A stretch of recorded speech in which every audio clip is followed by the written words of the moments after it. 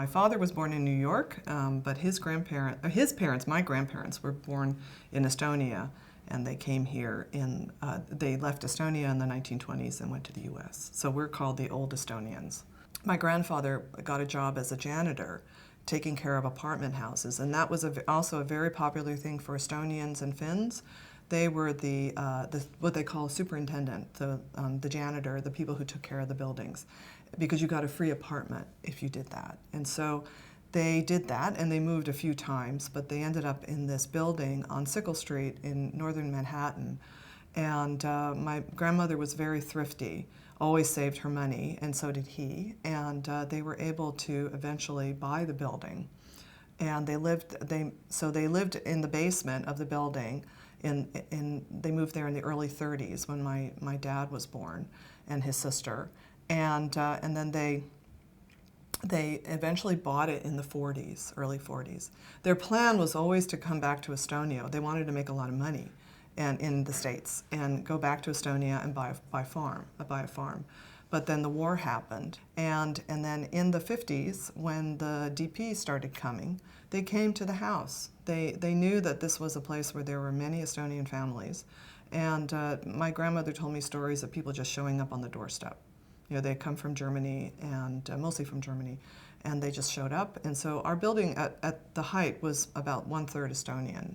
And you know, some of the Estonians were quite prominent, and I don't remember all the names, but I know the guy the man who did the big English Estonian dictionary, Paul Saakpak. He actually did the book sitting in his bed in his apartment. That's the story I was told. And then also Harald Raudsepp and his wife, he was the editor of Vaba Eesti Sõna for many, many years. He lived in our building. My grandmother was involved in the Eesti Haridusselts. She was one of the teachers. She taught Estonian to children. I do remember that she sent my mother-in-law, who was her best friend, had sukruhaigus, and so she sent insulin. And it actually saved her life because there was no insulin available she just lived in Saaremaa, she was an ordinary person. And so I know that she sent insulin to Estonia and got it through somehow. I didn't grow up in the States, I grew up in Europe. But in 1985 I had moved back to the States, and she offered to take all of us to the laulupidu.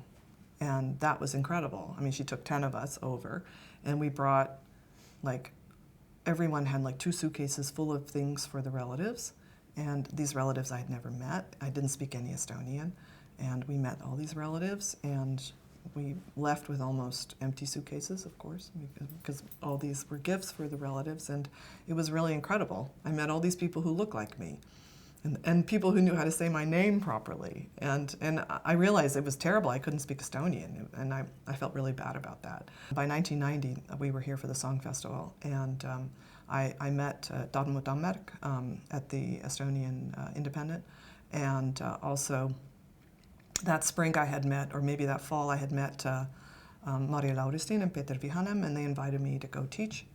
So I taught at the journalism department under them. And I stayed associated with the journalism department for many years, and I taught courses with Trei. And so I worked there, and then I also worked at the Estonian Independent in Tallinn. It was amazing. I mean, it was, you know, a defitsiidiaeg, and I remember when all the lines and the empty shops, and you know, for me I was panicked a bit because I didn't have any food, and you know, you could buy a lot of one thing and nothing of things you needed, and so it was kind of difficult. I didn't eat that well, so a lot of eggs, but it was okay. But then my relatives from Saaremaa knew that I was here. They had one of my students at the university interviewed me and put the interview on Estonian radio, and my relatives heard it, and they just showed up from Saaremaa with all this stuff, all this food for me.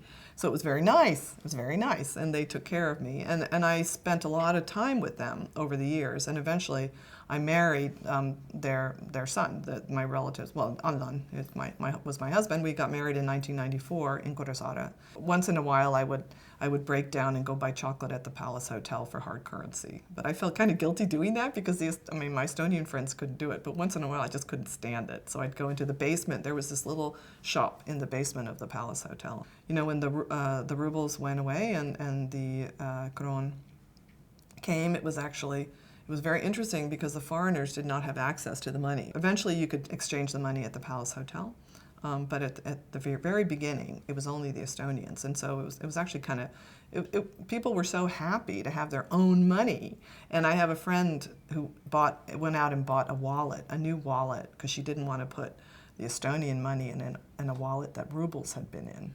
I remember I was living in Mustamäe, and I got a call. I was working for Business Week at the time.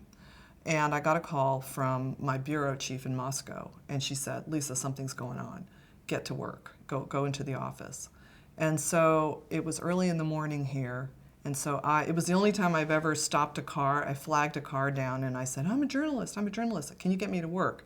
Because I was trying to go as quickly as possible. So I went to the Ayakirian Desmaya, and we weren't really sure what was going on, except that there were troops. Troops had come in overnight from Pskov, these guys in tanks. They had come in, and then also there were paratroopers on the airfield. And I remember it was very tense for a few days. I mean, we didn't quite know which way it was going to go. And then the members of parliament met, and they were holding discussions all the time. But then, as I mentioned, Tarmo was at the parliament, and he would call us back, and he says, "They're getting ready to vote. They're getting ready to vote." And they voted, and we couldn't quite believe it, and we weren't sure. It was happening. It took a long time, but at the same time, it happened so quickly that you just can't believe that you're actually becoming independent. And it did. It happened, and I remember there was during those 3 days there was a meeting held in Vabaduse when people were very, very nervous, and Mario Lauristin and Heinz Falk and some other people came and spoke to people trying to calm them down. And I remember I was standing in there, and you could hear a pin drop. People were so quiet and nervous, and they were just standing there still, and I remember, but Mario was trying to, give them hope and encouragement, and so it was a really very moving event.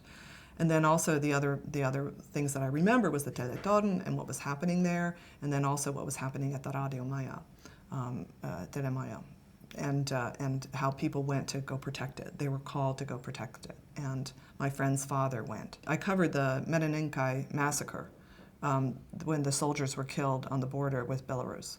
And I went there, it was in July of 1991. It was just before independence. And I was in Vilnius at the time, and it happened, and I actually was asked by Vatican radio to go out there and report on it. So I went, and I mean, the soldiers' bodies had been moved, but the bloodstains were still everywhere. And then I went to the funeral in Vilnius. So, these things were very real, and, I had friends who were involved and who were protecting the parliament in Riga. So it was just very, very tense time. Nobody really knew it could go either way, but, I think that the people honestly, I know that there's a lot of bad things said about Savisaar, but at the time he was able to talk to the Russians, the Soviets, and keep the soldiers out of the streets. I think that was really important. I remember we were sitting in the office, and somebody said, "Oh, they're going to do some cleaning up outside the EKP." So we all went down there, and we were just kind of milling around, and it was great. Well, it was done in a very Estonian way. They got the biggest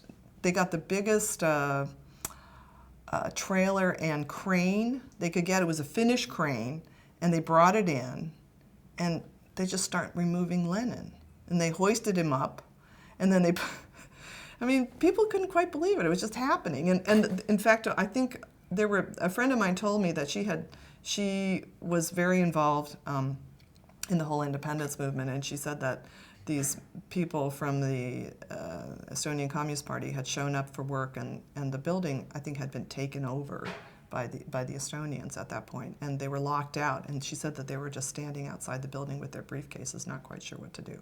But anyway, at the same time, there was this, shortly after, the Lenin was removed, and I remember he was hoisted up into the air, and then he was put on his back on this flatbed truck.